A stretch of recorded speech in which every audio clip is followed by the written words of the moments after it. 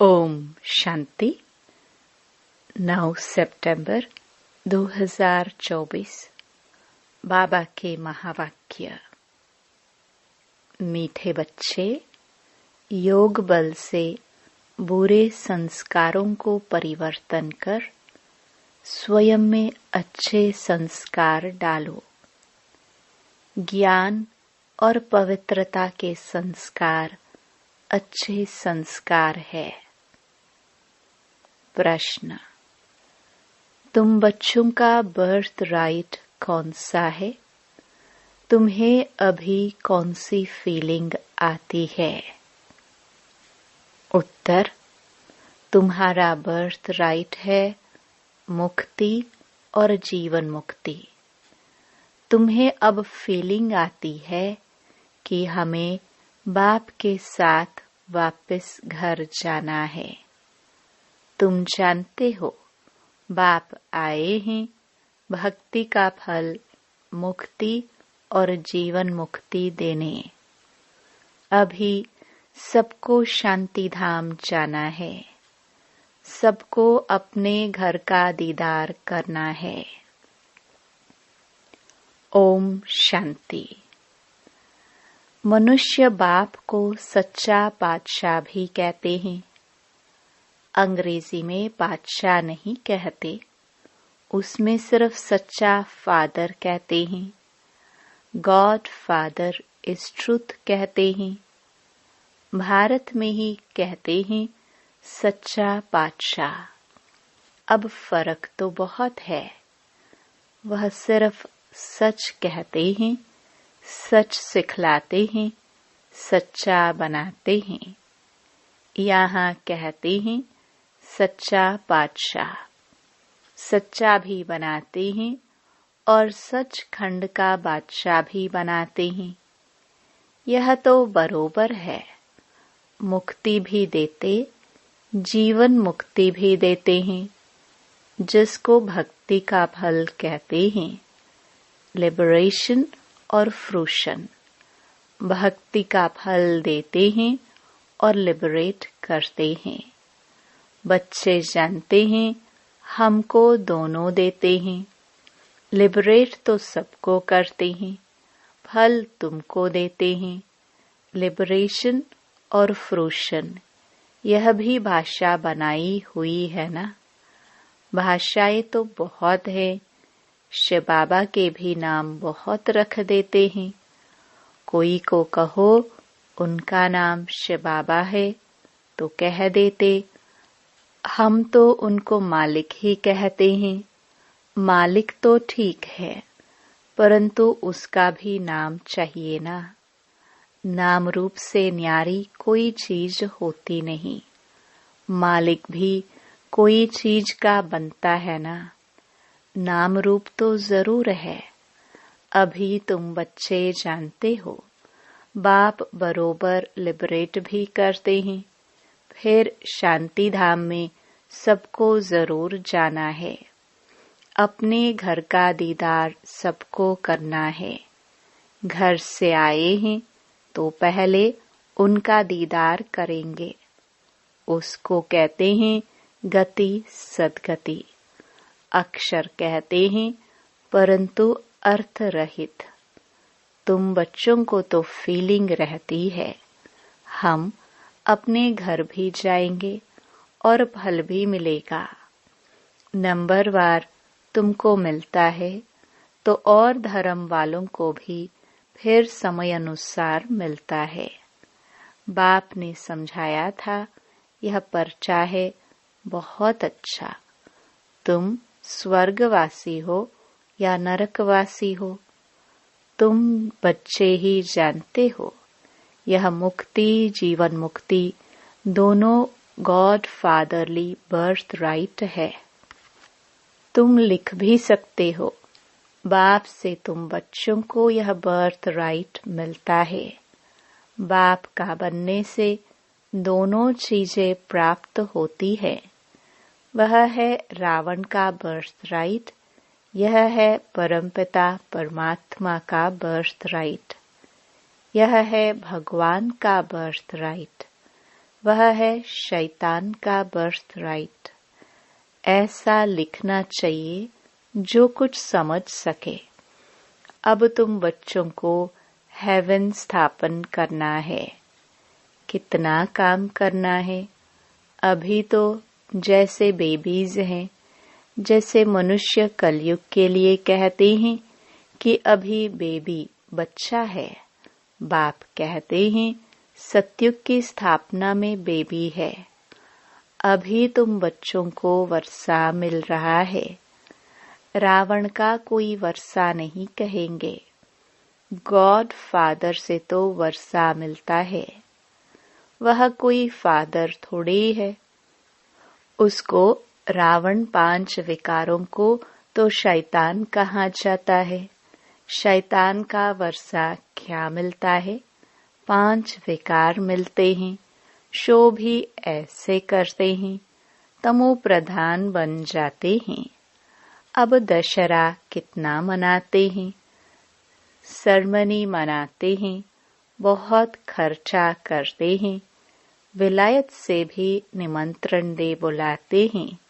सबसे नामी ग्रामी दशहरा मनाते हैं मैसूर का। पैसे वाले भी बहुत हैं। रावण राज्य में पैसा मिलता है तो अक्ल ही छट हो जाता है। बाप डिटेल में समझाते हैं। उनका नाम ही है रावण राज्य। उसको फिर कहा जाता है ईश्वरीय राज्य। राम राज्य कहना भी रॉन्ग हो जाता है। गांधी जी राम राज्य चाहते थे। मनुष्य समझते हैं गांधी जी भी अवतार थे। उनको कितने पैसे देते थे। उनको भारत का बापूजी कहते थे।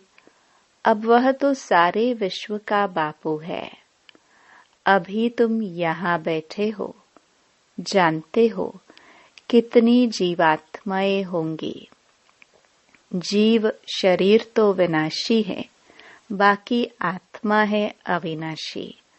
आत्माएं तो ढेर हैं। जैसे ऊपर में सितारे रहते हैं ना, सितारे जास्ती हैं या आत्माएं जास्ती हैं?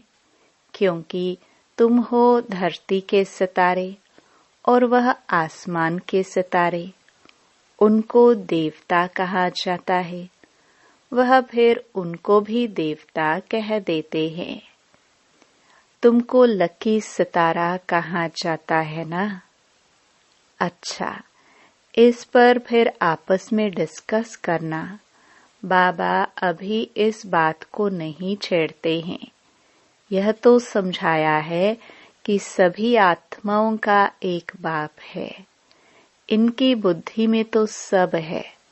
जो भी मनुष्य मात्र हैं, सबका वह बाप है। यह तो सब जानते हैं कि सारे सृष्टि समुद्र पर खड़ी है।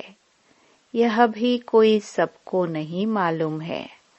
बाप ने समझाया था यह रावण राज्य सारे सृष्टि पर है। ऐसे नहीं रावण राज्य कोई सागर के पार है। सागर तो ऑलराउंड है ही। कहते हैं ना, नीचे बैल हैं, उसके सींगों पर सृष्टि खड़ी है। फिर जब थक जाता है तो सींग बदली करता है।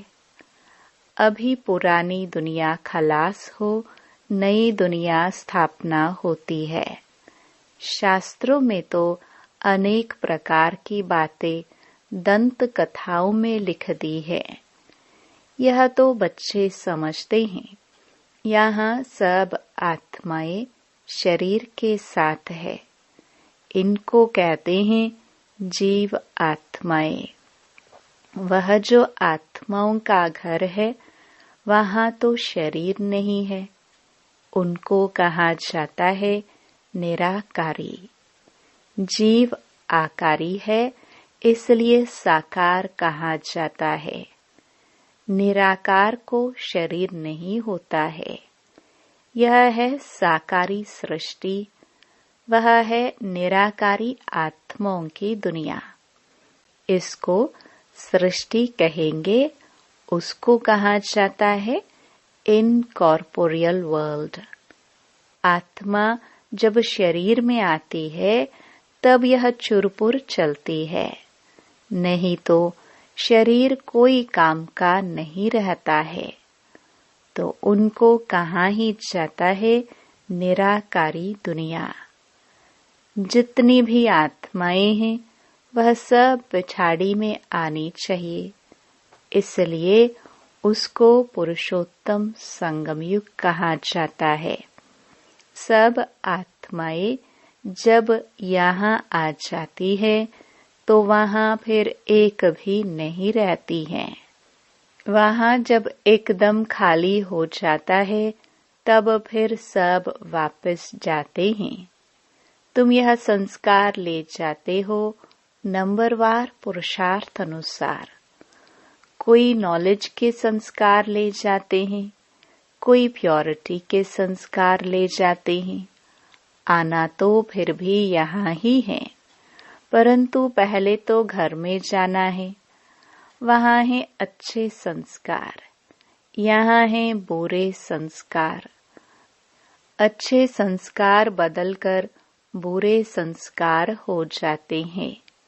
फिर बुरे संस्कार योग बल से अच्छे होते हैं। अच्छे संस्कार वहाँ ले जाएंगे। बाप में भी पढ़ाने के संस्कार है ना, जो आकर समझाते हैं। रचयिता और रचना के आदि मध्य अंत का राज समझाते हैं। बीज की समझानी भी दी जाती है तो सारे झाड़ की भी समझानी देते हैं। बीज की समझानी है ज्ञान और झाड़ की समझानी हो जाती है भक्ति। भक्ति में बहुत डिटेल होती है ना। बीज को याद करना तो सहज है, वहाँ ही चले जाना है। तमो प्रधान से सतो प्रधान बनने में थोड़ा ही समय लगता है। फिर सतो प्रधान से तमो प्रधान बनने में 5000 वर्ष लगते हैं एक्यूरेट। यह चक्र बड़ा एक्यूरेट बना हुआ है जो रिपीट होता रहता है। और कोई यह बातें बता ना सके, तुम बता सकते हो। आधा आधा किया जाता है, आधा स्वर्ग आधा नरक। फिर उनका डिटेल भी बताते हैं। स्वर्ग में जन्म कम, आयु बड़ी होती है। नरक में जन्म जास्ती, आयु छोटी होती है। वहाँ है योगी, यहाँ है भोगी। इसलिए यहाँ बहुत जन्म होते हैं। इन बातों को दूसरा कोई नहीं जानता। मनुष्य को कुछ भी मालूम नहीं है। कब देवताएं थे, वह कैसे बने, कितने समझदार बने हैं, यह भी तुम जानते हो। बाप इस समय बच्चों को पढ़ाकर 21 जन्मों के लिए वर्षा देते हैं। फिर यह तुम्हारे संस्कार रहते नहीं। जैसे राजाई के संस्कार होते हैं तो ज्ञान की पढ़ाई के संस्कार पूरे हो जाते हैं। यह संस्कार पूरे हुए तो नंबरवार पुरुषार्थ अनुसार रुद्र माला में पिरो जाएंगे। फिर नंबरवार आएंगे पाठ बजाने। जिसने पूरे 84 जन्म लिए हैं वह पहले आते हैं। उनका नाम भी बतलाते हैं। श्री कृष्ण तो है फर्स्ट प्रिंस ऑफ हेवन। तुम जानते हो सिर्फ एक थोड़े ही होगा, सारी राजधानी होगी ना। राजा के साथ तो फिर प्रजा भी चाहिए। एक से दूसरे पैदा होते जाए। अगर कहे 8 इकट्ठे आते हैं, परंतु श्री कृष्ण तो नंबर 1 में आएगा ना। 8 इकट्ठे आते हैं तो फिर श्री कृष्ण का इतना गायन क्यों? यह सब बातें आगे चलकर समझाएंगे। कहते हैं ना, आज तुमको बहुत गुह्य बातें सुनाता हूँ। कुछ तो रहा हुआ है ना। यह युक्ति अच्छी है। जिस बात में देखो नहीं समझते हैं तो बोलो, हमारी बड़ी बहन उत्तर दे सकती है। या तो कहना चाहिए, अभी बाप ने बताया नहीं है। दिन प्रतिदिन गुह्य सुनाते हैं। इस कहने में लज्जा की बात नहीं। गुह्य पॉइंट्स जब सुनाते हैं तो तुमको सुनकर बहुत खुशी होती है। पिछाड़ी में फिर कह देते हैं, मन मना भव, मध्याजी भव। अक्षर भी शास्त्र बनाने वालों ने लिखा है। मूंझने की तो जरूरत नहीं है। बच्चा बाप का बना और बेहद का सुख मिला। इसमें मनसा वाचा कर्मणा पवित्रता की जरूरत है। लक्ष्मी नारायण को बाप का वर्षा मिला है ना। यह पहले नंबर में है। जिनकी ही पूजा होती है, अपने को भी देखो, हमारे में ऐसे गुण हैं। अभी तो बेगुण है ना। अपने अवगुणों का भी किसको पता नहीं है। अभी तुम बाप के बने हो तो जरूर चेंज होना पड़े। बाप ने बुद्धि का ताला खोला है। ब्रह्मा और विष्णु का भी राज समझाया है। यह है पतित, वह है पावन। एडॉप्शन इस पुरुषोत्तम संगम युग पर ही होती है। प्रजापिता ब्रह्मा जब है तब ही एडॉप्शन होती है। सतयुग में तो होती नहीं। यहाँ भी किसको बच्चा नहीं होता है तो फिर एडॉप्ट करते हैं। प्रजापिता को भी जरूर ब्राह्मण बच्चे चाहिए। यह है मुख वंशावली, वह होते हैं कुख वंशावली। ब्रह्मा तो नामी ग्रामी है। इनका सरनेम ही बेहद का है। जब समझते हैं प्रजापिता ब्रह्मा आदिदेव है, उसको अंग्रेजी में कहेंगे ग्रेट ग्रेट ग्रैंडफादर। यह है बेहद का सरनेम। वह सब होते हैं हद के सरनेम। इसलिए बाप समझाते हैं, यह जरूर सबको मालूम होना चाहिए कि भारत बड़े ते बड़ा तीर्थ है, जहाँ बेहद का बाप आते हैं। ऐसे नहीं सारे भारत में विराजमान हुआ। शास्त्रों में मगध देश लिखा है, परंतु नॉलेज कहाँ सिखाई। आभू में कैसे आए। दिलवाड़ा मंदिर भी यहाँ पूरा यादगार है। जिन्होंने भी बनाया उन्हों की बुद्धि में आया और बैठकर बनवाया। एक्यूरेट मॉडल तो बना न सके। बाप यहाँ ही आकर सर्व की सद्गति करते हैं, मगध देश में नहीं। वह तो पाकिस्तान हो गया। यह है पाकिस्तान। वास्तव में पाकिस्तान तो स्वर्ग को कहा जाता है। पाक और नापाक का ये सारा ड्रामा बना हुआ है। तो मीठे मीठे सिखिलदे बच्चे, तुम यह समझते हो, आत्माएं परमात्मा अलग रहे बहुकाल। कितने काल के बाद मिले हैं, फिर कब मिलेंगे। सुंदर मेला कर दिया जब सतगुरु मिला दलाल के रूप में।